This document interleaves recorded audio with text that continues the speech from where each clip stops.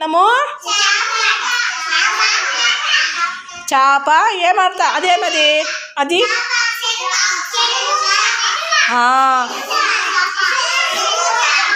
చెరువు చేపాట ఆడుతున్నాం కదా.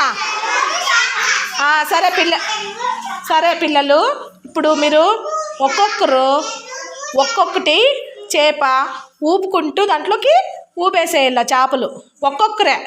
ఒక్కొక్కరే ఊపుకుంటూ రండి. ఒక్కొక్కరు. దీక్షిత్ నువ్వు ఊపు. నువ్వు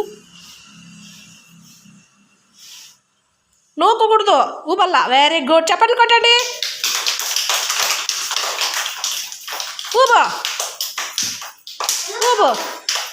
ఊపు.